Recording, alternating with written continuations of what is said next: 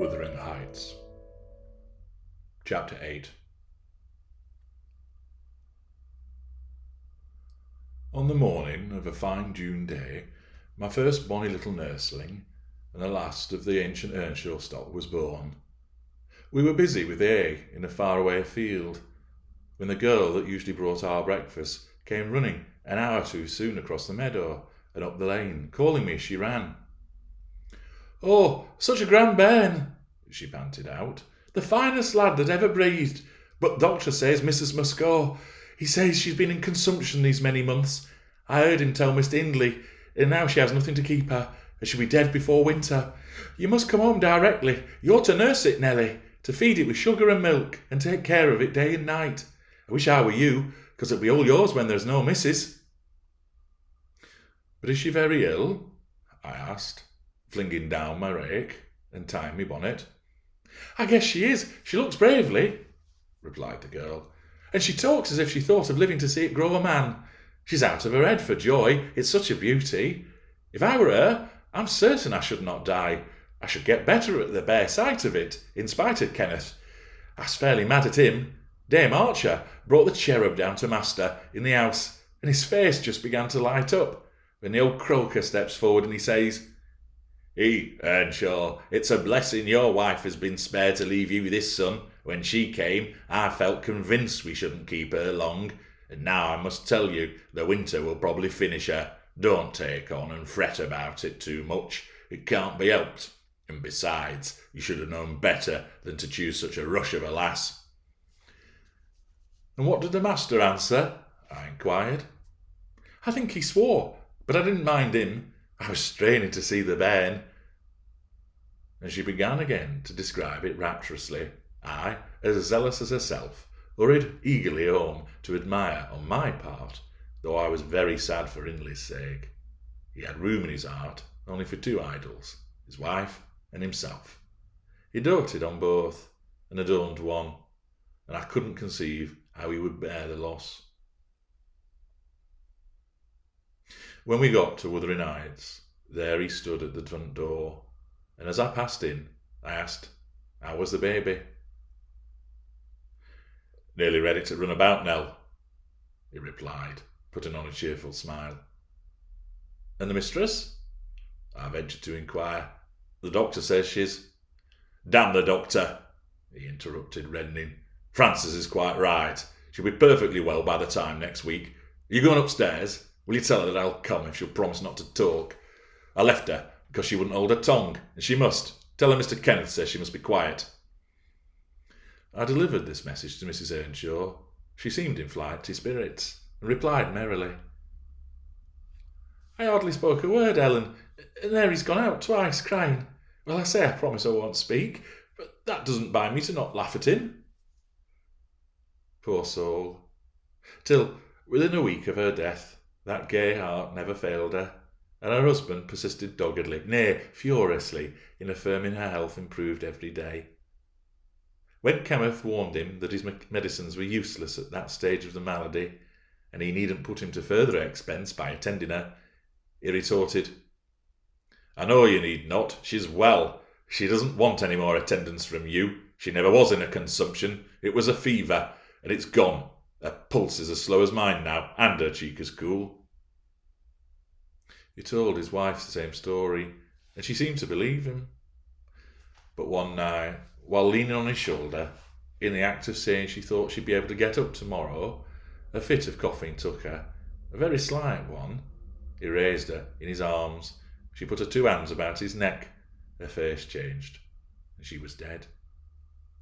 As the girl had anticipated, the child ate and fell wholly into my hands. Mr. Earnshaw, provided he saw him healthy, and never heard him cry, was contented as far as regarded him. For himself, he grew desperate. His sorrow was of that kind that will not lament. He neither wept nor prayed. He cursed and defied, execrated God and man, and gave himself up to reckless dissipation. The servants couldn't bear his tyrannical and evil conduct long. Joseph and I were the only two that would stay. I'd not the heart to leave my charge, and besides, I'd been his foster sister, and excused his behaviour more readily than a stranger would. Joseph remained to hector over tenants and labourers, and because it was his vocation to be where he had plenty of wickedness to reprove. The master's bad ways and bad companions formed a pretty example for Catherine and Heathcliff. His treatment at the latter was enough to make a fiend of a saint, and truly it appeared as if the lad were possessed of something diabolical at that period. He delighted to witness Hindley degrading himself past redemption, and became daily more notable for savage sullenness and ferocity. I could not half tell what an infernal house we had. The curate dropped calling, and nobody decent came near us, at last until Edgar Linton's visits to Miss Cathy might be an exception. At 15, she was the queen of the countryside. She had no peer, and she did turn out a haughty, headstrong creature. I own I did not like her after infancy was past, and I vexed her frequently by trying to bring down her arrogance. She never took an aversion to me. She had a wondrous constancy to old attachments. Even Heathcliff kept his hold on her, earned her affections unalterably, and young Linton, with all his superiority, found it difficult to make an equally deep impression. He was my late master. That's his portrait over at Fireplace. It used to hang on one side, and his wife's on the other, but hers had been removed, or else you might see something of what she was. Can you make that out? Mrs. Dean raised the candle, and I discerned a soft-featured face, exceedingly resembling the young lady at the Heights, but more pensive and amiable in expression. It formed a sweet picture. The long, light hair curled slightly on the temples. The eyes were large and serious, the figure almost too graceful.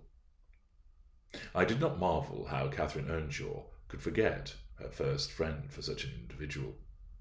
I marvelled much how he, with a mind to correspond with this person, could fancy my idea of Catherine Earnshaw. A very agreeable portrait, I observed to the housekeeper. Is it like? Yes, she answered. But he looked better when he was animated. That's his everyday countenance. He wanted spirit in general. Catherine had kept up her acquaintance with the Lintons since her 5 weeks' residence among them, and as she had no temptation to show her rough side in their company, Anne had the sense to be ashamed of being rude. Where she experienced such invariable courtesy, she imposed unwittingly on the old lady and gentleman by her ingenious cordiality, gained the admiration of Isabella and the heart and soul of her brother. Acquisitions that flattered her from the first, for she was full of ambition, and led her to adopt a double character without exactly intending to deceive anyone. In the place where she heard Heathcliff termed a vulgar young ruffian and worse than a brute, she took care not to act like him, but at home she had small inclination to practise politeness that would only be laughed at, and restrain an unruly nature when it would bring her neither credit nor praise. Mr. Edgar seldom mustered courage to visit Wuthering Heights openly. He had a terror of Earnshaw's reputation, and shrunk from encountering him, and yet he was always received with our best attempts at civility. The master himself avoided offending him, knowing why he came, and if he could not be gracious, he kept out of way. I rather think his appearance there was distasteful to Catherine. She was not artful, nor played the coquette, and had evidently an objection to her two friends meeting at all, for when Heathcliff expressed contempt of Linton in his presence, she couldn't half coincide, and she did in his presence, and then Linton evinced disgust and antipathy to Heathcliff. She dared not treat his sentiments with indifference, as if depreciation of her playmate were of scarcely any consequence to her. I've had many a laugh at her perplexities and untold troubles, which she vainly strove to hide from my mockery. That sounds ill-natured, but she was so proud, it became really impossible to pity her distresses, till she should be chastened into more humility. She did bring herself finally to confess and to confide in me, but there was not a soul else that she might fashion into an adviser. Mr. Hindley had gone up from home one afternoon, and Heathcliff presumed to give himself holiday on strength of it. He'd reached the age of 16 then, I think, and without having bad features or being deficient in intellect, he contrived to convey an impression of inward and outward repulsiveness that his present aspect retains no traces of. In the first place, he had by that time lost the benefit of his early education. Continual hard work began soon and concluded late, and had extinguished any curiosity he once possessed in pursuit of knowledge, and any love for books or learning. His childhood sense of superiority, instilled into him by the favours of old Mrs. Earnshaw, was faded away. He struggled long to keep up an equality with Catherine in her studies, and yielded with poignant though silent regret. But he yielded completely, and there was no prevailing on him to take a step in the way of moving forward, when he found he must unnecessarily sink beneath his former level. Then personal appearance sympathised with mental deterioration. He acquired a slouching gait and ignoble look. His naturally reserved disposition was exaggerated into an almost idiotic excess of unsociable moroseness, and he took a grim pleasure, apparently, in exciting the aversion rather than the esteem of his few acquaintances. Catherine and he were constant companions, still at his seasons of respite from labour, but he had ceased to express his fondness for her in words, and recoiled with angry suspicion from her girlish caresses, as if conscious there would be no gratification in lavishing such marks of affection on him. On the before-named occasion he came into the house to announce his intention of doing nothing, while I was assisting Miss Cathy to arrange her dress. She had not reckoned on him taking it into his head to be idle, and imagining she'd have the whole place to herself, she managed, by some means, to inform Mr. Edgar of her brother's absence, and then was preparing to receive him. "Cathy, are you busy this afternoon?" asked Heathcliff. "Are you going anywhere?" "No, it's raining," she answered. "Why have you that silk frock on, then?" he said. "Nobody coming here, I hope?"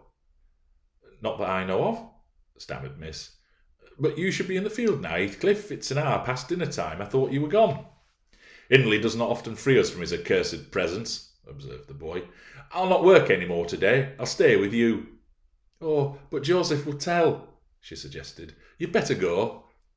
"Joseph is loading lime on the further side of Penistone Crags. It'll take him till dark, and he'll never know."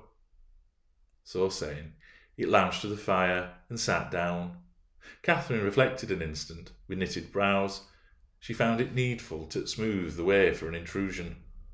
Isabella and Edgar Linton talked of calling this afternoon, she said, at the conclusion of a minute's silence. "As it rains, I hardly expect them, but they may come, and if they do, you run the risk of being scolded for no good." "Order Ellen to say you're engaged, Cathy," he persisted. "Don't turn me out for those pitiful silly friends of yours. I'm on the point sometimes of complaining that they... But I'll not." "That they what?" cried Catherine, gazing at him with a troubled countenance. "Oh, Nelly," she added petulantly, jerking her head away from her hands. "You've combed my hair quite out of curl. That's enough. Let me alone. What are you on the point of complaining about, Heathcliff?" "Nothing. Only look at the almanac on that wall." He pointed to a framed sheet hanging near the window and continued. "The crosses are for the evenings you've spent with the Lintons. The dots for those spent with me. Do you see? I've marked every day." "Yes, very foolish, as if I took notice," replied Catherine in a peevish tone. "And where's the sense of that?" "To show that I do take notice," said Heathcliff. "And should I always be sitting with you?" she demanded, growing more irritated. "What good do I get? What do you talk about? You might be dumb or a baby for anything you say to amuse me, or for anything you do either." "You never told me that before I talk too little, or that you dislike my company, Cathy," exclaimed Heathcliff, in much agitation. "It's no company at all when people know nothing and say nothing," she muttered. Her companion rose up, but he hadn't time to express his feelings further, for a horse's feet were heard on the flags, and having knocked gently, young Linton entered, his face brilliant with delight at the unexpected summons he had received. Doubtless Catherine marked the difference between her friends, as one came in and the other went out.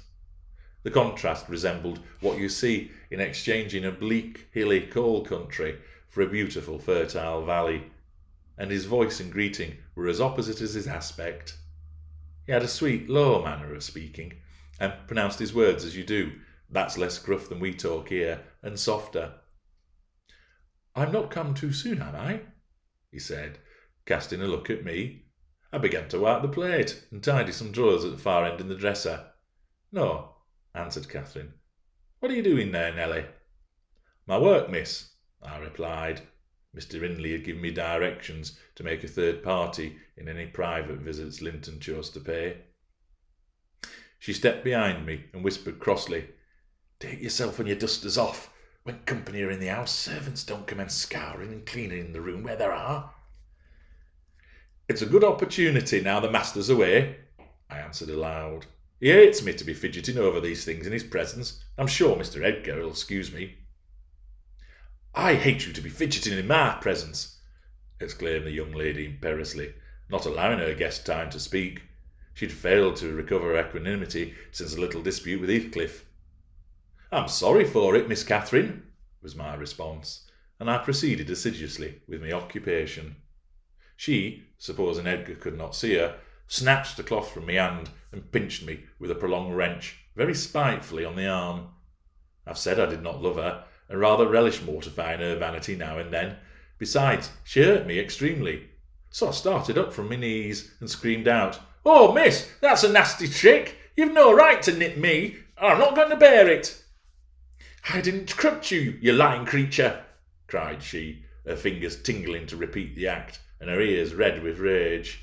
She never had power to conceal her passion. It always set her whole complexion in a blaze. "What's that, then?"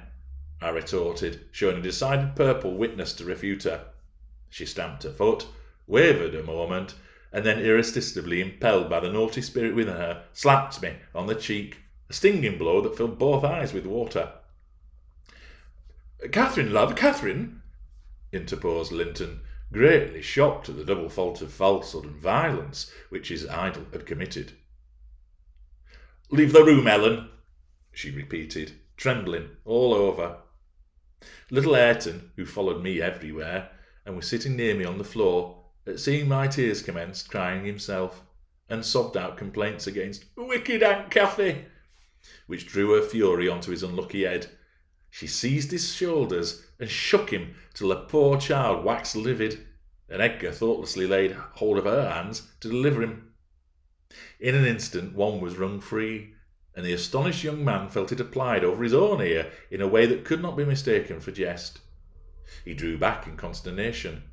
I lifted Ayrton in my arms and walked off to the kitchen with him, leaving the door of communication open, for I was curious to watch how others settled their disagreement. The insulted visitor moved to the spot where he'd laid his hat, pale, with a quivering lip. "That's right," I said to myself. "Take warning and be gone. It's a kindness to let you have a glimpse of her genuine disposition." "Where are you going?" demanded Catherine, advancing to the door. He swerved aside and attempted to pass. "You must not go," she replied energetically. "I must and shall," he replied in a subdued voice. "No," she persisted, grabbing the handle. "Not yet, Edgar Linton. Sit down. You shall not leave me in that temper. I should be miserable all night, and I won't be miserable for you." "Can I stay after you've struck me?" asked Linton. Catherine was mute. "You've made me afraid and ashamed of you," he continued. "I'll not come here again." Her eyes began to glisten, and then her lids to twinkle. "And you told a deliberate untruth," he said. "I didn't," she cried, recovering her speech. "I did nothing deliberately. Well, go if you please. Get away, and now I'll cry. I'll cry myself sick."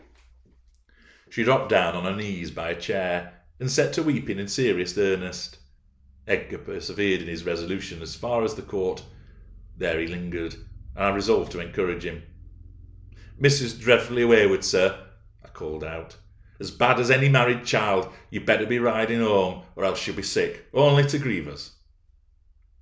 The soft thing looked askance through the window. He possessed the power to depart as much as a cat possesses the power to leave a mouse half killed or a bird half eaten. "Ah," I thought, "there'll be no saving him. He's doomed, and flies to his fate." And so it was.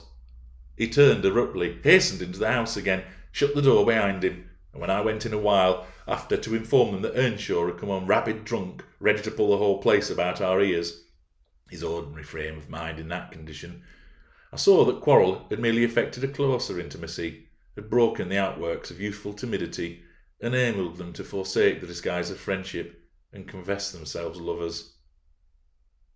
Intelligence of Mr. Hindley's arrival drove Linton speedily to his horse, and Catherine to her chamber.